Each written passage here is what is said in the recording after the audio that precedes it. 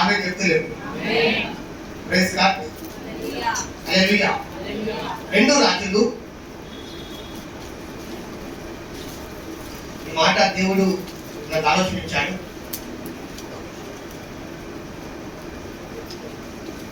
2 రాజులు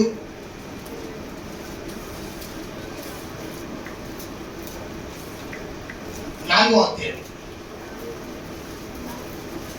1వ వచనం. అంతటా ప్రవక్తల శిష్యులలో ఒకని భార్య, నీ దాసుడైన నా ప్రేమికి చనిపోయాను, అతడు యెహోవాయందు భక్తి గలవాడే ఉందని నీకు తెలిసే ఉన్నది.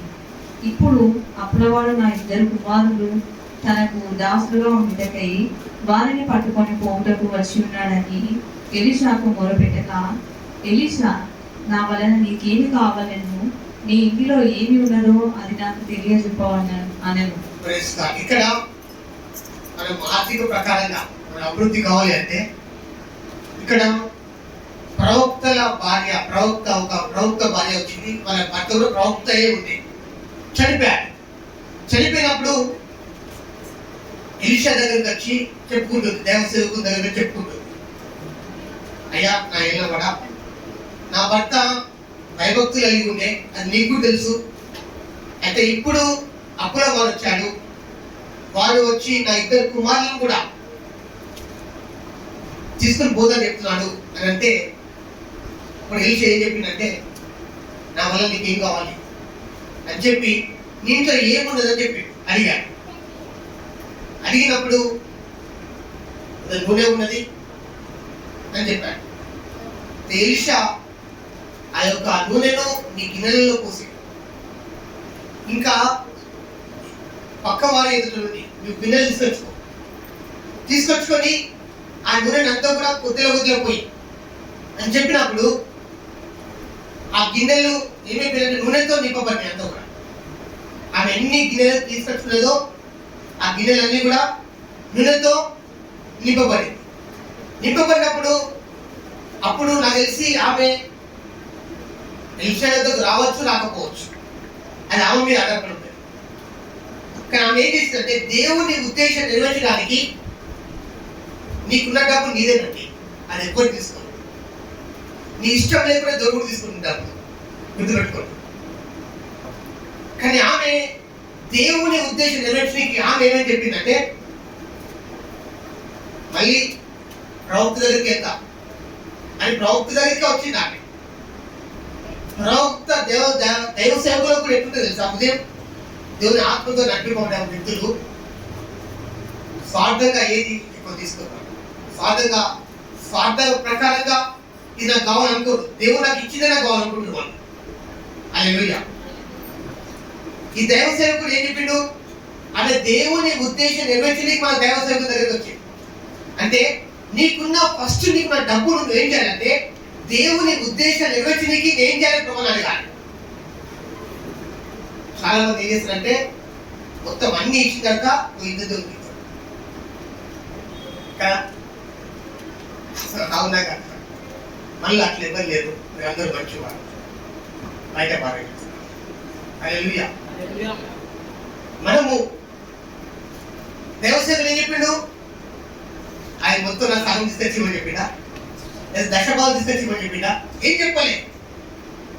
ఏం చెప్పిండంటే, నువ్వు పోయి అమ్ముకోపో, తక్కిన దాంతో నీవు నీ పిల్లలు బతుకుపోదని చెప్పాడు. ఆమె హల్లెలూయా. ఇది నిజమైన దేవసేవకులకు మనసు ఉంటుంది. ఆమె అంటే వాళ్ళు ఆశించరు, దేవుడు ఇస్తే వాళ్ళు రియల్ తీసుకుంటారు, దేవుని ప్రకారం వచ్చింది ఎంతైనా తీసుకుంటారు, దేవుని ప్రకారంగా వచ్చింది ఎంతైనా తీసుకుంటారు వాళ్ళు. ఫస్ట్ ఇక్కడ ఒక దైవసేవకుడు, ఆఫ్రికా నుండి ఒక దైవసేవకుడు వచ్చిండు, గుర్తుందండి. ఆయన వచ్చి ఏం చెప్పింది ఇక్కడ మెసేజ్ వాక్యం, నీ ఆహారము నీకున్నది దైవసేవకుడు తినాలన్నట, అది దీవెనట. ఆయన చెప్పిన మాట, దైవసేవకుడు అభివృద్ధి పడాలట, దైవసేవకుడు అభివృద్ధి పడితే అది నీకు కూడా క్షేమం మాట. హల్లెలూయా. కానీ ఇక్కడ మన మైండ్ సెట్, చాలా మంది ప్రదేశాల మైండ్ సెట్ ఎట్లున్నది కదా, విరుద్ధంగా మీరు మైండ్ సెట్ ఉన్నది. ఏలియా ఏం చెప్పిండు? ఏలియా అమ్మా మొదటి చెప్పము నాకు ఇది తీసుకురాకు అని చెప్పాడు. ఎందుకంటే స్వార్థంతో చెప్పిండు అది అని బ్లెస్ గా దాన్ని. ఆమేన్. హల్లెలూయా. కాబట్టి మనము ఫైనాన్షియల్ గా నీకు దేవుడు ఎప్పుడు ఇస్తాడంటే నీవు దేవుడికి నమ్మకంగా ఉండు. చాలా మంది ఉన్నారు నమ్మకంగా. ఆమేన్. నువ్వు నమ్మకంగా ఉంటే నీకు ఇంకెక్కువగా ఇస్తాడు. ఇది దేవుని ఉద్దేశం, దేవుని చిత్తం. ఆమె నిజంగా దేవుని దృష్టిలో ఆమె ఏం లేనప్పుడు దేవసేవకు దగ్గరికి వచ్చింది, సమృద్ధి కలిగినప్పుడు దేవసేవకు దగ్గరికి వచ్చింది. అంటే ఏం లేనప్పుడు దేవుని మొరపెట్టింది. అంత సమృద్ధి తర్వాత కూడా ప్రభా నేను నా ఉద్దేశం కాదు ప్రభా నీ ఉద్దేశం నెరవేర్చబడాలి. ఈ మనసుతో మనకు ఆమె అప్పుడు గొప్పగా ఆశింపబడ్డాడు. ఐశ్వర్యం మనకు వస్తుంది పరిగెత్తు. ఆమె హల్లెలూయా. కాబట్టి ఓకే మనం ఐశ్వర్య ప్రకారంగా అభివృద్ధిలో చాలా ఈజీ, అయితే చాలా ఈజీ. ఇక్కడ దేవుని బిడ్డలకు ఎక్కడా పోతుంది అంటే చూడండి కాంట్రవర్సీ బాగా అవుతుంది. చూడండి దశభాగం విషయంలో ఎందుకు కాంట్రవర్సీ అవుతుంది? బాగా అన్నిళ్ళు కూడా స్పందిస్తారు. దశభాగం విషయంలో 3 విషయాలలో బాగా కాంట్రవర్సీ అవుతుంది. ఆలోచించారా? స్వార్థ విషయంలో, రెండవది అన్య భాషల విషయంలో, మూడవది దశభాగం విషయంలో. వాళ్ళు కూడా వస్తారు దశభాగాలు అడతారు పాస్టర్స్. సార్ రియల్ గా దశభాగాలు వేస్తే మంచిదా లేకపోతే మంచిదా? దశభాగాలు వేస్తే డబ్బులు తెలుసుదా? దశభాగాలు లేకపోతే డబ్బులు తెలుసుదా? చూడండి దిస్ లైఫ్. అయినా కానీ ప్రైజ్ గాడ్. ఎందుకు చెప్పాలంటే దేవుని బిడ్డ ఆశీర్వపడితే సైతాన్ ఓర్చుకోడు. సైతాన్ యొక్క ఉద్దేశం ఏంటంటే దేవుని బిడ్డను అందులో ఉంచాలనుకుంటారు, ఇక్కడ దారిద్ర్యంలో ఉంచాలనుకుంటారు.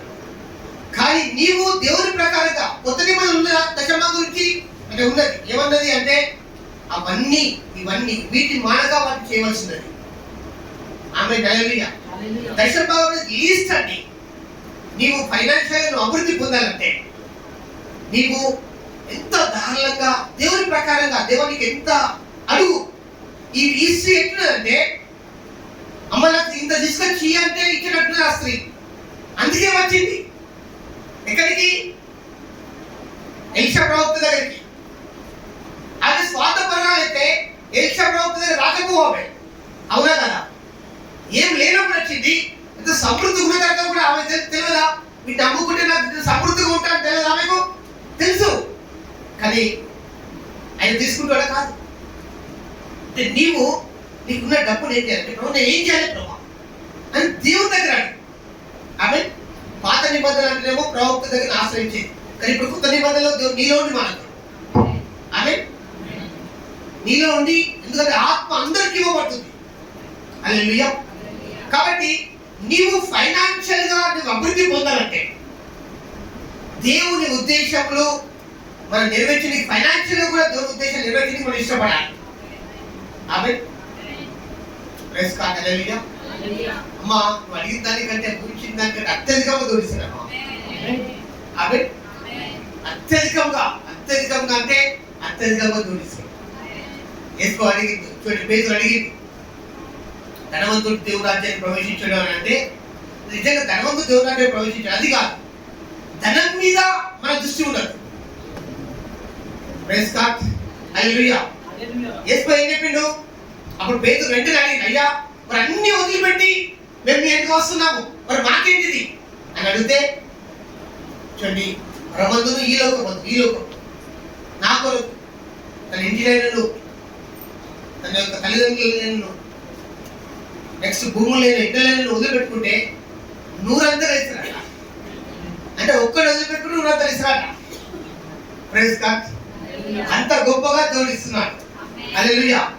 అంటే దేవుని ఉద్దేశం ఏంటంటే నువ్వు అభివృద్ధి అవ్వడమే దేవుని ఉద్దేశము, నువ్వు దీవించబడమే దేవుని ఉద్దేశము, నువ్వు ఆశీర్వాదకరంగా ఉండడమే దేవుని ఉద్దేశము. అందుకే దేవుని వాక్యం ఏం చెప్తుందంటే నేను చూడండి ఆశీర్వాదానికి వారసుగా ఉండకే నేను మిమ్మల్ని ఏర్పరచుకున్నాను. ఆమేన్. ఇది దేవుని ఉద్దేశం, దేవుని చిత్తం. ఇది మనం ఏం చేయాలంటే ప్రెస్ కార్డ్ హల్లెలూయా. నీ వద్ద నుండి దేవుడు అడుగుతాడని అంటే అది నిన్ను అత్యధికంగా ఆశ్రయించడానికే దేవుడు అడుగుతాడు.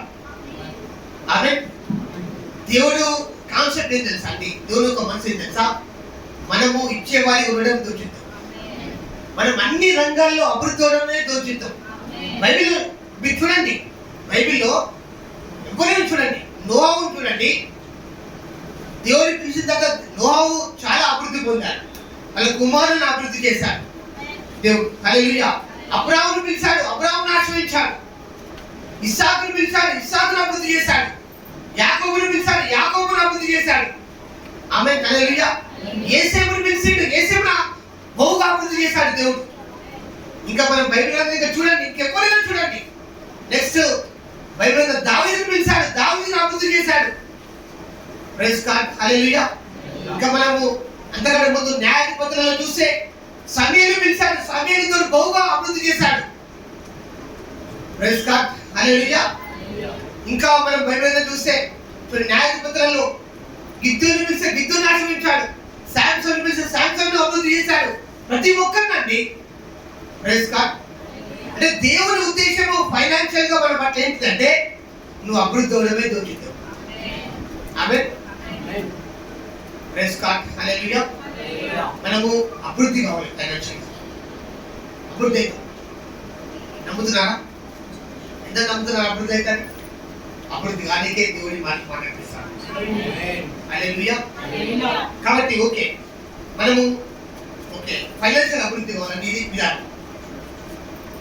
ఫైనాన్షియల్ అభివృద్ధి కావాలంటే లాస్ట్ మనం చూస్తున్నాం కదా, మనకు ఉండేవన్నీ అది నీయే, కానీ ఇది నాయి కాదు ప్రభా, ఇవి నీ ప్రభా, నీ ఉద్దేశం వరకు ఇవి వాడబడాలి ప్రభా అని చెబితే నిజంగా దేవుడు నిన్ను లేబులో ఉంచుతాడా?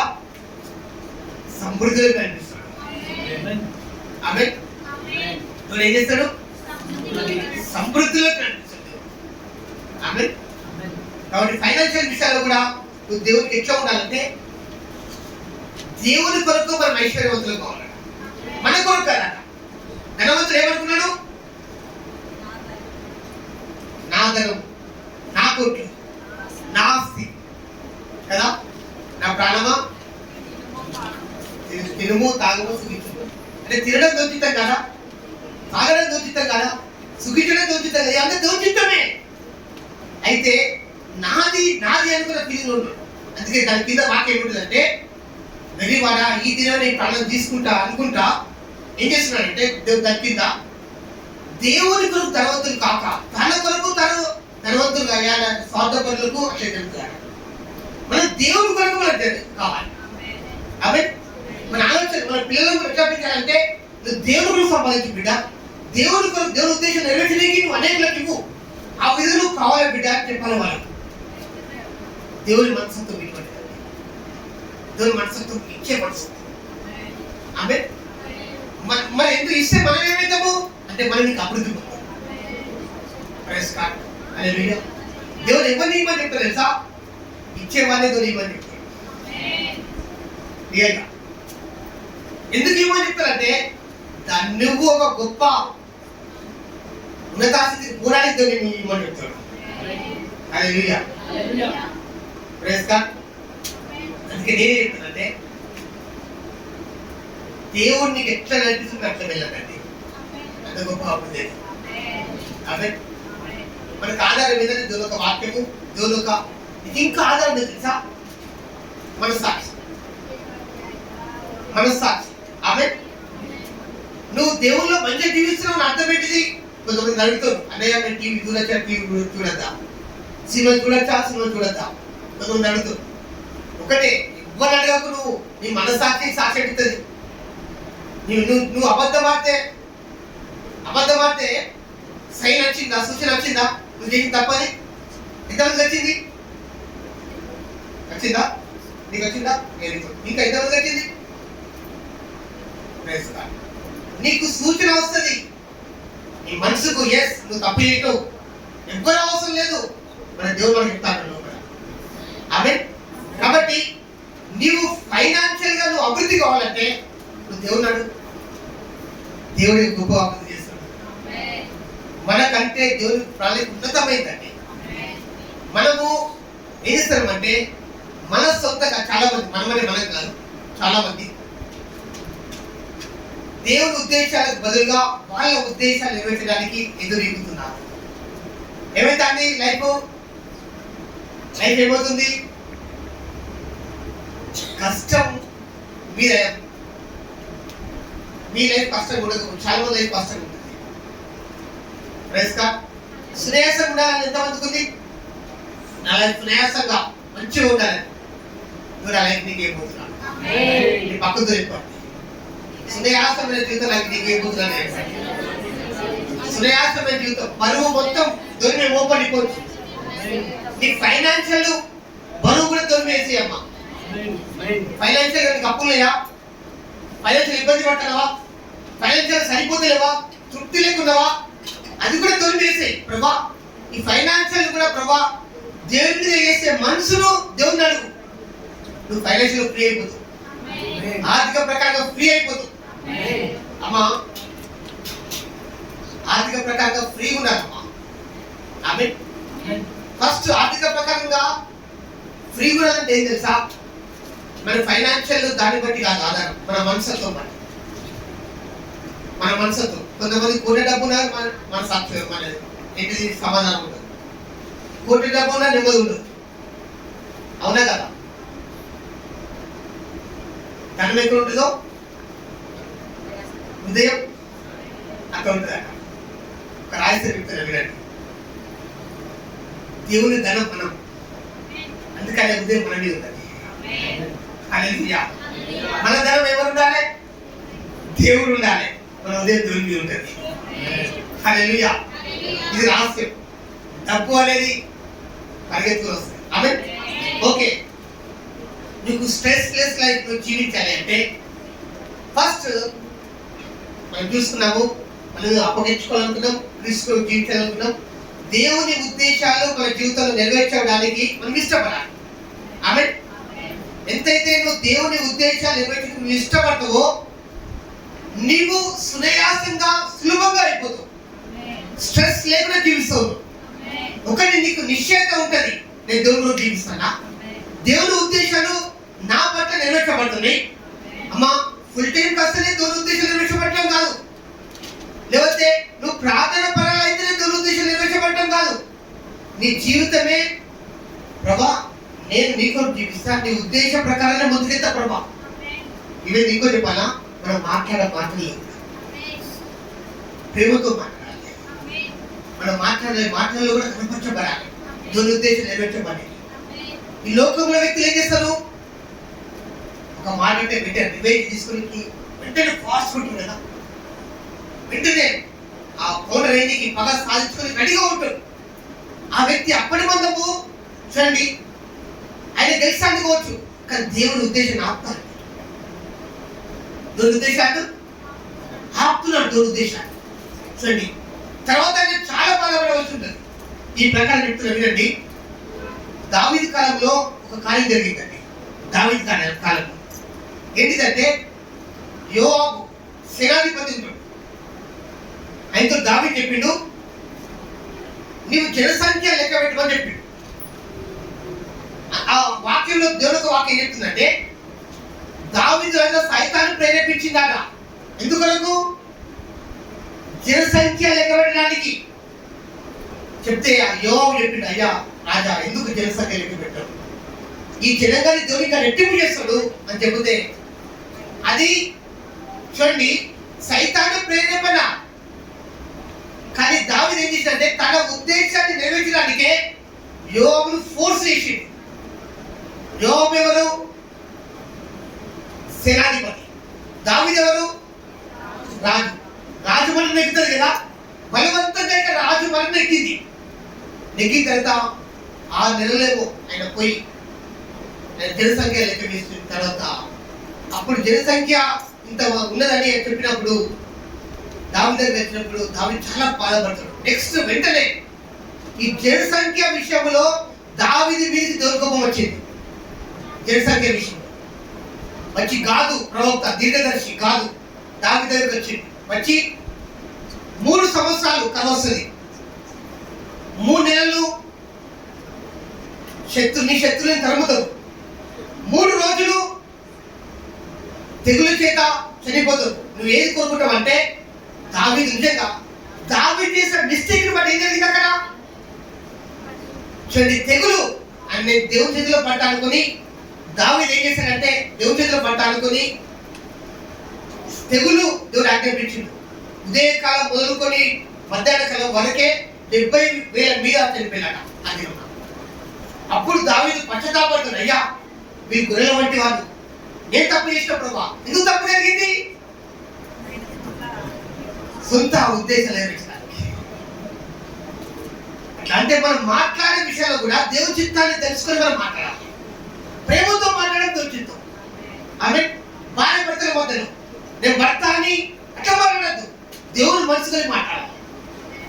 భార్య కూడా భర్త మీద లేవద్దు, దేవుని చిత్త ప్రకారం మాట్లాడాలి. ఆమె హల్లెలూయా. దేవుని ఉద్దేశాలు ఒకరు ఫస్ట్ ఉద్దేశాలు ఈ మాట్లాడే విషయంలో ఉండే విషయంలో దేవుని ఉద్దేశాలతో ఒకరు ఉండాలి. ఆమె అప్పుడు దావీదు ప్రభా నాకు క్షమించు ప్రభా, నేను చాలా తప్పు చేసిన అని చెప్పి అప్పుడు అక్కడ అరోనా కొల్లం దగ్గరికి పోయినప్పుడు దేవుని దూత అక్కడ ఉంటాడు. దేవుని దూత ప్రత్యక్షమై అక్కడ బలి అర్పించినప్పుడు ఆ యొక్క తెగులు నివారణ అయిపోతారు. కానీ ఎన్ని వేల మంది చనిపోతారు? 70,000 మీద మంది చనిపోతారు. దానికి కారణం ఏంటిది? సొంత ఉద్దేశాలు నెరవేర్చి దావీదు అని చేశాడు. కానీ వెంటనే తెలుసుకున్నాడైనా ఎస్ నేను తప్పు చేసిన అని తెలుసుకున్నాడు. చూడండి, మన జీవితంలో ఫస్ట్ థింగ్ ఏంటంటే దేవుని ఉద్దేశాలు నెరవేర్చి మనం ఇష్టపడాలి. ఆమె దేవుడు నువ్వు అడిగిన దానికంటే ఊహించిన దానికంటే అత్యధికముగా నీకు ఇచ్చే దేవుడు. ఆమేన్ హల్లెలూయా. కాబట్టి ఇక్కడ అపోస్తలుల కార్యములు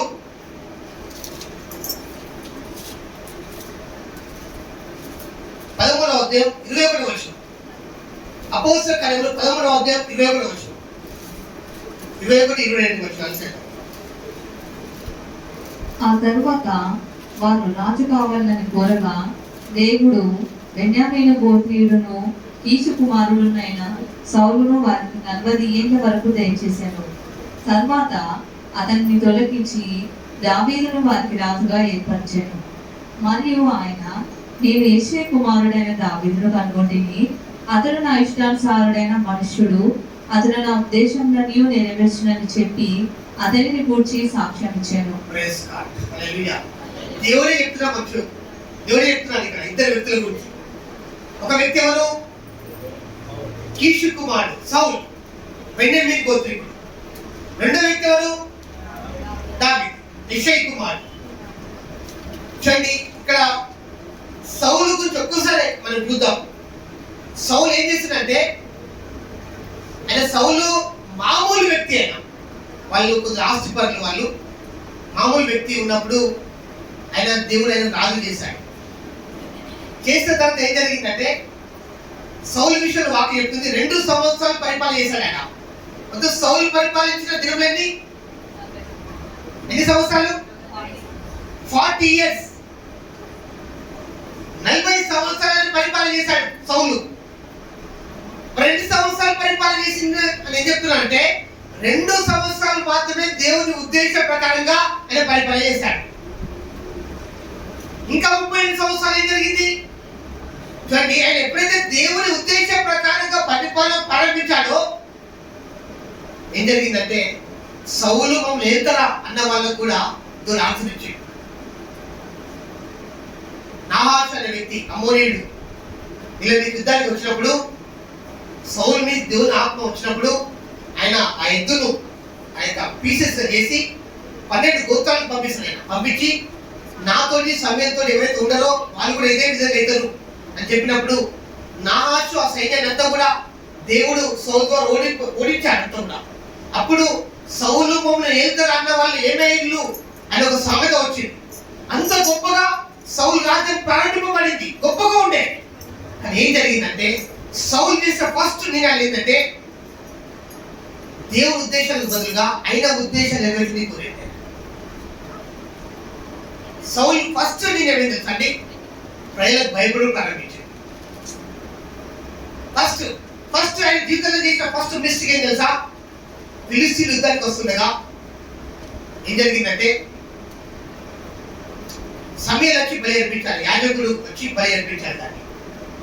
కానీ ఏం చేసిందంటే భయపడి త్వరపడి ఈయన బలి అర్పించాడు.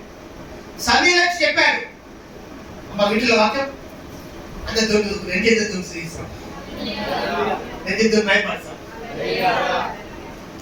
సమూయేలు వచ్చి ఎందుకు ఇట్లా చేసినావు అంటే, నువ్వు రాకపోయేసరికి ఫిలిస్తీన్లు యుద్ధానికి వస్తున్నాడు, నాకు భయం వేసిందంట అంటే అప్పటికి దేవుడు దాన్ని వదిలేసింది. దేవుడు అమ్మ పాత నిబంధన కొత్త నిబంధన చాలా తేడా ఉందమ్మా. పాత నిబంధన పరిచర్యకు కొత్త నిబంధన పరిచర్యకు. పాత నిబంధన పరిచర్య శిక్షా విధికి కారణమయ్యే పరిచర్య, కొత్త నిబంధన పరిచర్య నీతికి కారణమయ్యే పరిచర్య. హల్లెలూయా. కాబట్టి అయితే ఈ యొక్క దేవుడు వదిలేశాడు. నెక్స్ట్ ఏం చేసి తెలుసా, అమాలేకీయుడి యుద్ధానికి పోవని చెప్పిండు. అక్కడ ఏం తీసుకురావద్దు అని చెప్తే ఆ ప్రజలకు భయపడి ప్రజలని సంతోషపెట్టి చూసి అక్కడ ఉన్న వాటిని రుబిన వాటిని తీసుకొని వచ్చాడు. చూడండి, ఆయన ఎవరి ఉద్దేశం నెరవేర్చి ఇష్టపడ్డాడు. మా వీటిలో వాక్యం దేవుడి ఉద్దేశం నెరవేర్చింది కాదు, ఆయన సొంత ఉద్దేశం నెరవేర్చి ఇష్టపడిండు. సౌలు ఏమైపోయింది, ఆయనకు అగలేస్తూ ప్రారంభమైంది. వెంటనే మరి ఏం జరిగింది అంటే చూస్తే చూడండి, ఈయన శత్రువుల మీద పోయాడు, శత్రువులు ఈ దేశం మీద దాడి చేశారు కదా. ఫిలిస్తీన్లు వచ్చిన తర్వాత మళ్ళీ నెక్స్ట్ ఏం చేసిందంటే చూడండి, ఆ ఫిలిస్తీన్లు ఎవరు చెప్పారు, ఫిలిస్తీన్ ఎవరు చెప్పారు తెలుసు మనందరికి. Very good. దావీదు ఫిలిస్తీన్ చంపిన తర్వాత ఆయన ఏం చేసిందంటే తన రాజ్యాన్ని స్థాపించడానికి అంటే అయిన ఉద్దేశం నిర్మించి చూసింది. కానీ దావీదు చంపడానికి ప్రారంభించింది సౌలు. దావీదు చంపడానికి చూసి ఏం చేసిందంటే చూడండి, ఒక రాజు ఏం చేయాలి, శత్రువులు రాకుండా చూసుకోవాలి. ఆయన దృష్టి దేని మీద పెట్టాడు, దావీదు మీద దృష్టి పెట్టాడు. శత్రువులు దేశంలో రావడం ప్రారంభించాడు. చూడండి, అందుకే మనం అమ్మ లైఫ్ లో గుర్తుపెట్టుకోండి, నువ్వు ఎవరి మీద దృష్టి పెట్టాలో వారి మీద దృష్టి పెట్టు. పక్కులు ఏమంటారు, బంధువులు ఏమంటారు, ఇంటి పక్కలు ఏమంటారు, నన్ను వీళ్ళు అంటున్నారు వాళ్ళు అంటున్నారు దృష్టి పెట్టకు. నీవు దేవుని మీద దృష్టి పెట్టు అంతే. ఇది ప్రాముఖ్యమైనది. అర్థమవుతుందండి. లైఫ్ లో దేని మీద దృష్టి పెట్టాలో దాని మీద దృష్టి పెట్టాలి. నీ జాబ్ మీద దృష్టి పెట్టు, నువ్వు ఏం గోల్ చేయాలో దాని మీద దృష్టి పెట్టు, నువ్వు ఉన్నత స్థితికి పోనీకి నువ్వు దృష్టి పెట్టు. నన్ను వాళ్ళు అంటున్నారని దృష్టి పెట్టకు. ఏం చెప్తున్నాడు, ఎవరి మీద పక్కన మీద దృష్టి పెట్టదు, పనిచేసాయి. నీవు రాదు సౌలాన్ని ఏం చేసిండు, రాజ్యాన్ని డెవలప్ చేసుకోవాలి, శత్రువులు రాకుండా ఆ యొక్క చూడండి ఆ కౌశం శత్రువులు రాకుండా ఆ సైనికులు పెట్టాలి. కానీ ఈయన దృష్టి ఏమైంది, అవసరమేది వ్యక్తి మీద. దావీదు వల్ల హెల్ప్ లాభమా నష్టమా, దావీదు వల్ల లాభం అయితే. దావీదు మంచి చేసే వ్యక్తి, కానీ ఈయన ఏం చేసిందంటే మంచి చేసే వ్యక్తినే చంపుదాం అనుకున్నాడు ఒకటి. రెండో ఏం చేసిందంటే దేవుని మీద దృష్టి పెట్టకుండా ఆ రాజ్యం మీద దృష్టి పెట్టకుండా ఆయన వట్టిగా ఈ వ్యక్తి ఉంటే నాకు దగ్గర అనుకొని ఈ వ్యక్తి మీద దృష్టి పెట్టడం ప్రారంభించాడు. ఏమేమి వీళ్ళు శత్రు దేశాల్లో చేశాడు. అవునా కదా, శత్రు దేశాల్లో మళ్ళీ వాళ్ళ తరపునికి పోయాడు. ఆయన ఉద్యోగాన్ని ఏం చేస్తున్నాడంటే కఠినపరుచుకున్నాడు దినదినం ఆయన ఉద్దేశాలు నెరవేర్చడానికి. మరి ఏం జరిగింది, నీళ్లు ఎదురొస్తున్న నీళ్లకు చూడండి ఎదురు ఈదడం ఎంత కష్టమో సౌలు జీతం అంతా అట్లయిపోయిందండి. లాస్ట్కి ఏమేమి మరి సౌలు జీతంలో ఇంకా చూస్తే చూడండి, దేవుని దగ్గర నుంచి సమాచారం వస్తలేదు. దేవుని దగ్గర నుంచి చూడండి ఆ యొక్క ఏం కూడా ప్రవక్త ద్వారా దుర్మార్గలేడు. నెక్స్ట్ ఏం జరిగింది చూస్తే ఆ చిట్లు వేస్తారు, ఆ చిట్ల ద్వారా వస్తలేదు. పూరి పట్టున్నాను దీని ద్వారా వస్తలేదు. లాస్ట్ ఎక్కడికి పోయిందంటే ఆయన మనసాకి చంపుకొని సోదరి దగ్గరికి పోయింది. దీనికి కారణం ఏంటిది, తన ఉద్దేశాలు నెరవేర్చడానికి ఇష్టపడ్డాడు ఆయన. అదే దేవుని ఉద్దేశం నెరవేర్చబడితే సులభంగా అయిపోతుంది కదా. అందుకే సౌలు రాజ్యంలో దావీదు రాజ్యం చూసుకోండి. దావీదు రాజ్యం ఎట్లేదు, మరి నేను యెషయి కుమారుని కనిగొట్టిని, ఈయన నా ఇష్టానుసారమైన మనుషుడు, నా ఉద్దేశంలన్నీ కూడా నెరవేర్చుడు. ఆమె సౌలు జీవితం ఏమైపోయిందంటే ఈయన దావీదు మీద దృష్టి పెట్టడానికి శత్రువులు వచ్చి ఆ దేశం మీద పడి లాస్ట్ ఈయన శత్రువుల దగ్గర చనిపోవడం జరిగింది. ఎవరు? సౌలు. కానీ దావీదు ఎప్పుడైతే చూడండి, ఒక మంచి వినండమ్మా, దావీదుని ఎవరైతే చంపుదామన్నారో వాళ్ళు ఏమని చెప్తారు తర్వాత, మమ్మల్ని లేపలే, నువ్వు తప్ప మమ్మల్ని ఇంకెవరు వెళ్తారని వాళ్ళే దావీదు చేయమని చెప్పిండు. హల్లెలూయా. ఎవరైతే బెన్యామీనీయులు ఎవరైతే దావీదు చంపుదామనుకున్నారో నువ్వు మమ్మల్ని ఏలు దావీదు అని చెప్తున్నారు, వాళ్ళే వచ్చి సౌలును మెఫీబోషెత్ చనిపోయిన తర్వాత. కానీ దావీదు యొక్క జీవితం ఉద్దేశం ఎట్లున్నది మనం చూసుకుంటే, దేవుని ఉద్దేశం నెరవేర్చింది చూశాడు, అలా సొంత ఉద్దేశం నెరవేర్చింది కాదు. సౌలు స్వార్థంతో ఆయన యొక్క రాజ్యాన్ని స్థాపితం చూశాడు. అమ్మ పరిచర్య కూడా దేవుని చిత్త ప్రకారమే చేయాలి, దేవుని మనసులో చేయాలి. పరిచర్య కూడా నా ఉద్దేశాన్ని నెరవేర్చింది కాదు, పరిచర్య అయినది. ఆమె అయినా ఉద్దేశం నెరవేర్చిందికే మనం చేయాలి. హల్లెలూయా. కాబట్టి చూడండి, ఇక్కడ మనం చూస్తే దావీదు జీవితం ఎట్లా తెలుసా? సౌలు చంపడానికి వచ్చినప్పుడు దావీదుకు సౌలు అప్పగించాడు, ఆ శక్తిని అప్పగించాడు. కానీ దావీదుకు మనసు ఎట్లున్నది, ఉద్దేశాలు ఎట్లున్నాయి? నువ్వు చంపు, ఇదే సరైన సమయం, చంపు అని ఆ పక్కలు చెప్తా అంటే లేదు దేవుడు అభిషేకించిన వ్యక్తులను చంప. ఇది దావీదు మనసుతో బట్టి దేవుని ఉద్దేశం నెరవేర్చడానికి దావీదు పరిగెత్తిండు. సౌలు తన సొంత ఉద్దేశం నెరవేర్చడానికి సౌలు పరిగెత్తిండు. ఎవరు గెలిచారు? దావీదు గెలిచాడు. ఎందుకంటే దేవుని చిత్తం నెరవేర్చే వారు ఎల్లప్పుడూ గెలుస్తారు. కనుక వాక్యం ఎల్లప్పుడూ ఉంటుంది. ఆమె నువ్వు సంతోషంగా ఆనందంగా ఉంటావు. ఆమె హల్లెలూయా.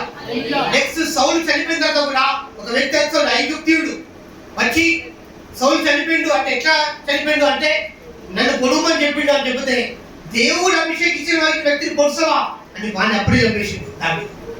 అంటే దావీదు ఒక ఉద్దేశం ఎట్లున్నది? స్వార్థంతో కాకుండా దేవుని ఉద్దేశం నెరవేర్చామన్న ఆలోచన కలిగి ఉన్నాడు. ఆమె అంటే చూడండి అమ్మా, మనం ఒక వ్యక్తి మనకు సపోర్ట్ చేసినా మనం ఒకటే, మనోళ్ళని అబద్ధాన్ని నిజం చెప్పాలి, నిజాన్ని అబద్ధం చెప్పాలి, సత్యం సత్యమే. ఆమె రావచ్చు. చూడండి, మన సంఘములో కూడా ఒక వ్యక్తి మనం ప్రేమించాలి, మంచిగా ఉండాలి, కానీ వాళ్ళ అబద్ధాన్ని సత్యం అని చెప్పొద్దు. మనం అబద్ధమే, తప్పు తప్పే, వాళ్ళను ఎలా చెప్పాలి, కానీ right is right, wrong is wrong. అర్థమైందండి? హల్లెలూయా. పక్షపాతం చూపిస్తే ఎక్కడైనా అంతేనే కదా, బయట వారి పక్షపాతం చూపిస్తారు, మనము పక్షపాతం చూపిస్తే ఎట్లన్నట్టు? అవునా కదా? మనం దేవుని సంతోషం పెట్టి చూడాలి ఎప్పుడు కూడా. ఆమేన్. హల్లెలూయా. కాబట్టి నెక్స్ట్ ఏం జరిగిందంటే, సౌలు చనిపోయిన తర్వాత తన కుమారుడు మెఫీబోషెత్ అనుకుంటా, మెఫీబోషెత్ రాలేదు, ఆయన 7 సంవత్సరాలు పరిపాలిస్తాడు. అక్కడ ఇద్దరు సేనాధిపతులు ఉంటారు, వాళ్ళు ఆయన చంపి ఆ తలను తీసుకుని వస్తారు దావీదు దగ్గర. ఆయన ఎప్పుడో వెళ్తాడు దావీదు. ఏంటంటే, అయ్యా మీ శత్రువు యొక్క తలను తీసుకొచ్చినామంటే మీ రాజు యొక్క తల తీసుకొచ్చిన మీరు అని వాళ్ళ ఇద్దరిని చంపేస్తారు. అది దావీదు యొక్క పరిస్థితి. అందరికి చంపడం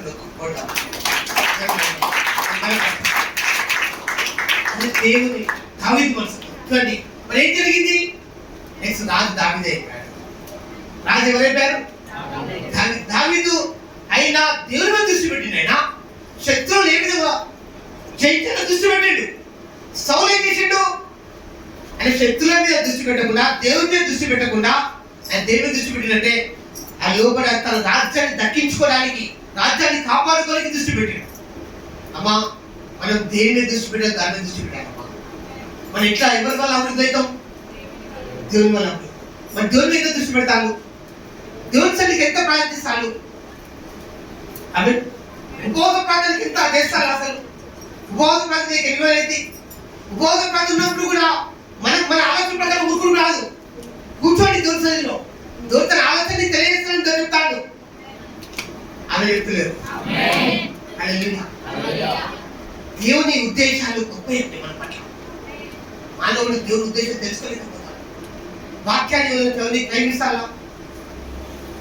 చూడండి, ఇవి చదివితే మన జీవితం మారిపోతుంది. చదివితే మన జీవితంలో గొప్ప కనిపిస్తుంది. చదివితే ఇది చదివితే చూడండి మన జ్ఞానం వస్తుంది, మనకు చూడండి వివేచన వస్తుంది, మనకు చూడండి అభివృద్ధి అంటే మనం ఏ విధంగా అభివృద్ధి కావాలో ఇందులో ఉంది. కానీ మనం అంతేగా కదా, అంటే మనం చూడండి అన్ని చూసుకోవాలి. కానీ మనం ప్రియారిటీ దేనికి చూస్తున్నాం, దేని వల్ల మనం అభివృద్ధి అవుతాం, దేని వల్ల మనం దీవించబడతాం. కాబట్టి సౌలు అండ్ డేవిడ్, దావీదు సౌలు రాజ్యం తెలుసా? సౌలు రాజ్య పరిపాలన కాలం అంతా కూడా శత్రువులే వీళ్ళ వచ్చింది. కానీ దావీదు కాలం ఏం జరిగింది? దావీదు రాజ్యం ఎట్లున్నది? ఈయననే యుద్ధానికి పోయింది వేరే దేశాలకు. ప్రపంచంలో ఉన్న ఆ ధనం అంతా కూడా దావీదు దగ్గరికి వచ్చింది. హల్లెలూయా. ఒక దగ్గర దావీదు ఒక రాజ్యం మీద యుద్ధానికి పోయినప్పుడు ఆ రాజు కిరీటం 35 కిలోలండి. రాజు యొక్క కిరీటము బంగారం కిరీటం 35 కిలోలు. రాజు యొక్క కిరీటం 35 కిలోలు. ఇప్పుడు కంపారిజన్ తెలుసా? తులానికి ఎంత ఇప్పుడు? తులం బంగారానికి ఎంత ఇప్పుడు? 1,10,000. ఎన్ని తులాలు అయితే కేజీ అవుతుంది? ఎన్ని తులాలు అయితే కేజీ బంగారం అవుతుంది?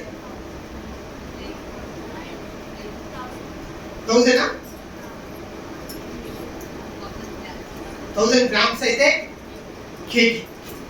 Praise God. హల్లెలూయా. అంటే చూడండి, దావీదు పెట్టుకున్న ఆ కిరీటము 35 కిలోల బంగారం కలదు. ఇప్పుడు అయితే తెలుసు అది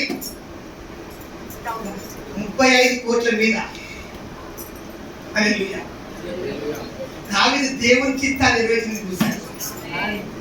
ఆమేన్. అందుకని ధనమైన పరిగెత్తుకుని వచ్చింది. హల్లెలూయా. పేరు ఘనత పరిగెత్తుకుని వచ్చింది. ఆమేన్. దావీదు జీవితం అంతా చూడండి, యెరూషలేము మీద చాలా తర్వాత దావీదు రాజ్యం మీద అందరి రాజ్యాల మీద అండి. సొలొమోను రాజ్యం తర్వాత చాలా మంది యెరూషలేము చిన్న దేశం కదా యెరూషలేము. మరి ఎందుకు దండయాత్ర చేశారు యెరూషలేము దేశం మీద? అంత బంగారం ఉండే యెరూషలేము అంతా. దావీదు అంతా తీసుకొచ్చింది బంగారాన్ని.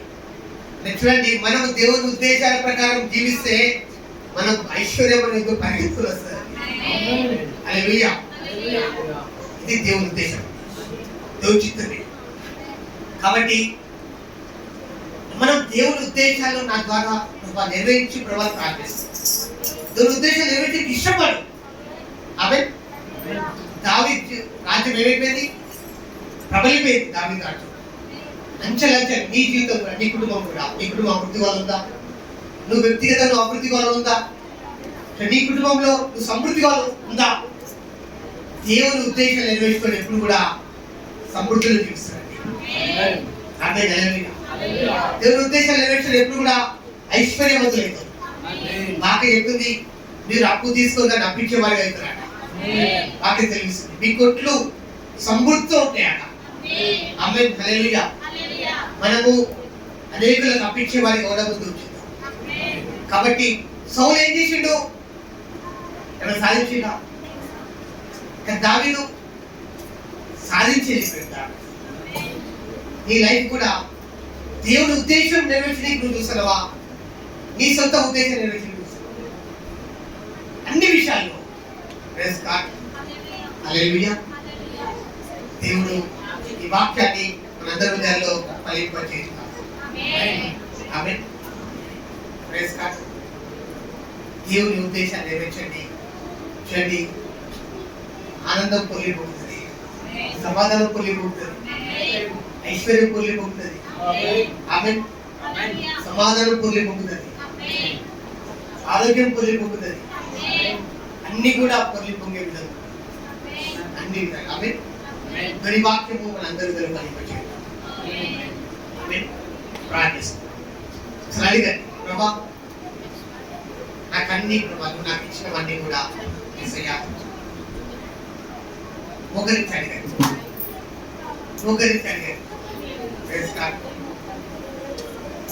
మోకరించి అడిగండి ప్రభా, మోకరించండి ప్రభా, నీ ఉద్దేశం నెరవేర్చడానికి నాకు కృప చూపించండి. మా బలహీనతలు వేరే, నీ ఉద్దేశాలు వేరే ప్రభా. దేవుడు నీ ఉద్దేశం నెరవేర్చడానికి నా కృప చూపించండి అని అడిగాను దేవుడు. అందరూ అడిగాను. అమ్మా తలలు అబ్రాహ్మణుతో ఏం చెప్పాడు? నీ తల పైకెత్తు అని చెప్పాడు. తల కిందికి, తల పైకెత్తాడు. ఆమె తల్లి పైకెత్తాడు. ప్రభా నీ ఉద్దేశం ప్రకారం నా కుటుంబం ఒకవేళ నీ పరిస్థితి ధీరంగా ఉండగలమ్మా, దేవుడు గొప్ప విజయం చూడబోతున్నాం. దేవుని గొప్ప అభివృద్ధిని చూడబోతున్నాం. దేవుని ఉద్దేశం నెరవేర్చే పోయినప్పుడు దేవుడే గొప్ప అభివృద్ధిని మనకి ఇస్తాడు. ఆయన ఉద్దేశాలన్నీ కూడా గొప్పగా ఉంటాయి. ఆయన ఉద్దేశాలన్నీ కూడా సునాయాసంగా ఉంటాయి. నువ్వు సింపుల్ గా ఈదుకుంటా ముందుకు వెళ్ళిపోతావు. Thank you lord. అడగండి ప్రభా, తండ్రి నేను ఇతరులతో మాట్లాడే విధానం వినగలను. తండ్రి స్తోత్రములు యేసయ్యా, నేను నా జీవితంలో నీ ఉద్దేశాలు నెరవేర్చడానికి నన్ను వాడుకోండి ప్రభా. స్తోత్రములు, నీ ఉద్దేశాలు నెరవేర్చబడాలి ప్రభా. తండ్రి స్తోత్రములు, నేను ప్రార్థన చేసే విషయంలో, ఆరాధన చేసే విషయంలో, నా కుటుంబంలో నేను ఇతరులు క్షమించే విషయంలో కూడా మా దేవుని ఉద్దేశం నెరవేర్చడానికి చూడాలి. Thank you lord. ఫైనాన్షియల్ గా ప్రభా తండ్రి వందనాలు. అన్ని విధాలుగా మేము నీ ఉద్దేశం నెరవేర్చి కృప చూపించండి ప్రభా. తండ్రి సైతాన్ ఉద్దేశాలను బంధించి గద్దిస్తున్నాను, నా యొక్క ఉద్దేశాలను బంధించి గద్దిస్తున్నాను. మీ ఉద్దేశాలు మా జీవితంలో నెరవేర్చబడినాక నీ ఉద్దేశాలు మాత్రం చేయండి ప్రభా. ఆ కృపను అనుగ్రహింప చేయమని ప్రార్థిస్తున్నాం తండ్రి. రిక్రూటో రిప్రుల్లారిలో శబరంతలో సమీరిలో సకల కందలు నమ్మియో రకల కందలు. Thank you lord.